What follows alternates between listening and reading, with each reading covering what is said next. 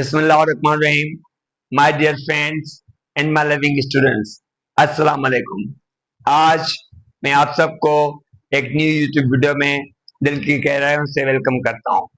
आज जिस टॉपिक पे हम लोग डिस्कस करने वाले हैं उसका नाम है एक्सपर्ट सिस्टम। जी हाँ, आज हम एक्सपर्ट सिस्टम को और उसके कंपोनेंट्स को डिस्कस करने की कोशिश करेंगे।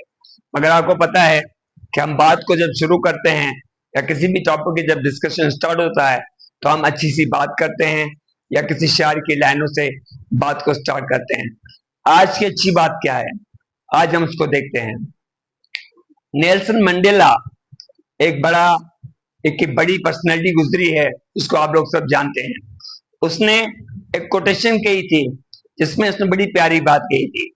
नेल्सन मंडेला ने कहा था, किसी भी बंदे को अगर जज करना है तो उसकी सक्सेस से उसको जज ना करो, उसको उस चीज से जज करो कि वो कितनी मर्तबा वो गिर के फिर संभला है, मीन्स कितनी मर्तबा फेल हुआ है फिर वो सक्सेस की तरफ आया है।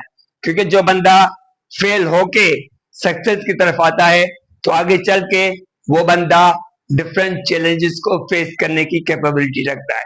तो बंदों को कभी भी सक्सेस के हवाले से हम जज ना करें, वो कितनी मर्तबा गिरा है और ऊपर उठा है, उससे हमें बंदे को जज करना चाहिए। तो ये नेल्सन मंडेला की कोटेशन हम आजकल अपनी रियल लाइफ में देखते भी हैं और उसको एनालाइज भी करते हैं कि जो बंदा बार बार गिर के संभलता है और वही बंदा डिफरेंट चैलेंजेस को अच्छे तरीके से फेस करता है। तो ये थी आज की अच्छी बात। किसी शायर की दो लाइनें मुझे बड़ी पसंद है, दिल चाह रहा है कि मैं आपसे शेयर करूं। किसी शायर ने कहा था, जो दर्द मिला अपनों से मिला, जो दर्द मिला अपनों से मिला, गैरों से शिकायत कौन करे। जो दर्द मिला अपनों से मिला, गैरों से शिकायत कौन करे। जो जख्म दिया फूलों ने दिया, जो जख्म दिया फूलों ने दिया, कांटों से शिकायत कौन करे। जो दर्द मिला अपनों से मिला, गैरों से शिकायत कौन करे। यहाँ पे किसी और शायर की मुझे लाइनें जहन में आ रही हैं जो कि शायद मैंने आपसे डिस्कस भी की हैं। उसने कहा था, हालांकि हम मिले थे, हालांकि हम मिले थे बड़ी मुद्दतों के बाद, हालांकि हम मिले थे बड़ी मुद्दतों के बाद, औकात की कमी ने मुलाकात काट दी। यहाँ पे बात हुई है औकात की, औकात की कमी ने मुलाकात काट दी। तो आज हम लोग एक्सपर्ट सिस्टम को डिस्कस करने वाले हैं और उसके कंपोनेंट्स को डिस्कस करने वाले हैं। एक्सपर्ट सिस्टम क्या है? लास्ट वीडियो में हमने आर्टिफिशियल इंटेलिजेंस को डिस्कस किया था और उसके डिफरेंट टाइप्स को भी डिस्कस किया था और उसके कोर कॉन्सेप्ट्स को भी डिस्कस किया था। एक्सपर्ट सिस्टम आर्टिफिशियल इंटेलिजेंस की एक ब्रांच है। जी हाँ, एक्सपर्ट सिस्टम आर्टिफिशियल इंटेलिजेंस की एक मेन ब्रांच है। एक्सपर्ट सिस्टम क्या है? एक्सपर्ट सिस्टम उसे कहते हैं कि ह्यूमन एक्सपर्टीज जब किसी मशीन में ट्रांसमिट की जाती हैं और वो डिसीजन मेकिंग करना शुरू कर रहे हैं तो उसे हम एक्सपर्ट सिस्टम कहते हैं। मीन्स ह्यूमन अपनी एक्सपर्टीज को मशीन्स में जब ट्रांसमिट करने की कोशिश करता है तो वो आपकी एक्सपर्ट सिस्टम की कैटेगरी में आती है। तो वो एक्सपर्ट सिस्टम ह्यूमन की तरह ही एक्ट करना शुरू कर देता है। क्यों? क्योंकि ह्यूमन अपनी एक्सपर्टीज, अपनी सारी एक्सपर्टीज जो है वो मशीन्स में ट्रांसमिट करता है। तो एक्सपर्ट सिस्टम उसे कहते हैं ऐसा सिस्टम जो कि ह्यूमन एक्सपर्टीज पे काम करे, ह्यूमन की तरह काम करे। मगर आपको पता है कि वो ह्यूमन तो हो ही नहीं सकता क्योंकि वो मशीन्स हैं। तो मशीन्स हमेशा मशीन्स की तरह ही एक्ट करेंगी, मशीन्स की तरह ही आपको रिस्पॉन्ड करेंगी। मशीन्स कभी भी ह्यूमन नहीं बन सकती। हाँ, मगर ह्यूमन अपनी एक्सपर्टीज को मशीन में जरूर ट्रांसमिट करेगा। वो मशीन्स ह्यूमन की तरह तो काम करेंगी मगर वो ह्यूमन नहीं होंगी। तो एक्सपर्ट सिस्टम में जो कंपोनेंट्स आते हैं उन कंपोनेंट्स को देखते हैं। ह्यूमन की बात करते हैं, जब वो अपनी एक्सपर्टीज मशीन्स में ट्रांसमिट करता है, जिसको हम एक्सपर्ट सिस्टम कहते हैं। एक्सपर्ट सिस्टम को जब हम बनाते हैं तो वहां पे चार चीजों का ख्याल रखते हैं, चार मेन कंपोनेंट्स होते हैं। There are four main components of expert system. जी हाँ, जिसमें नंबर 1 पे है नॉलेज बेस्ड सिस्टम। जी हाँ, knowledge based system. Number 2 knowledge acquisition system. Number 3 if then analysis and number 4 user interface. ये 4 कंपोनेंट्स मिला के हम कंप्लीट आपका एक्सपर्ट सिस्टम बनाते हैं।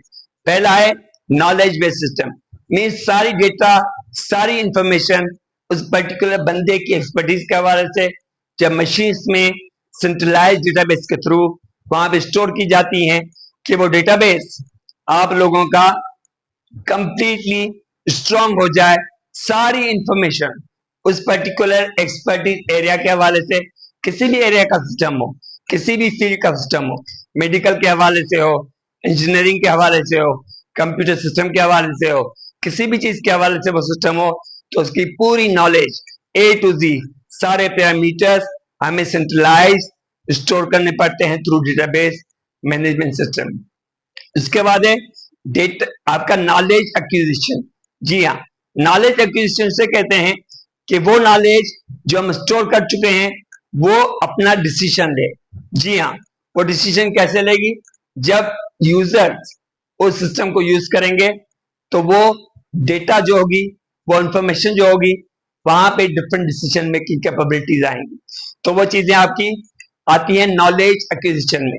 उसके बाद है इफ देन एनालिसिस। जी हाँ, इफ देन एनालिसिस में यूजर के इनपुट के हिसाब से काम होता है। यूजर जिस हिसाब से इनपुट देगा उस हिसाब से एक्सपर्ट सिस्टम देखेगा कि वो चीज क्या है, वो कैसे करनी है और कैसे एग्जीक्यूट होगी और कैसे आपका आउटपुट प्रोड्यूस होगा।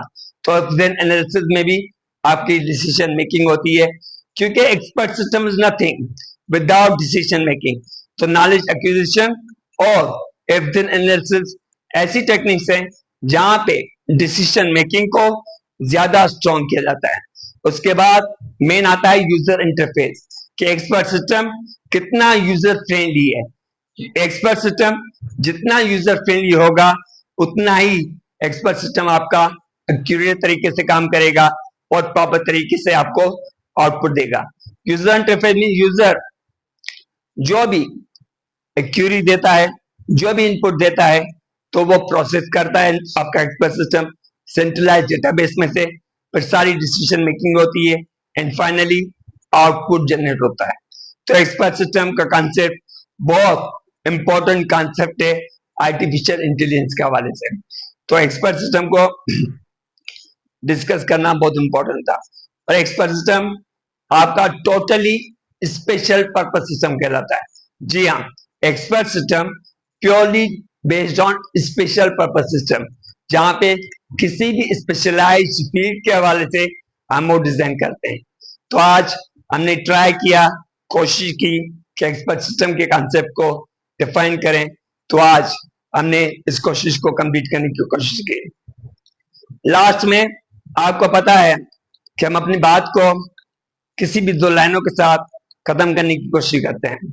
किसी बंदे ने बड़ी अच्छी बात कही थी, 2 लाइनें थी उसकी, कुछ लाइनें थी, वो लाइनें आखिर में मैं आपसे डिस्कस करूंगा इंशाल्लाह। उसने कहा था, ना कोई बात, ना कहानी, ना कोई अफसाना हुआ।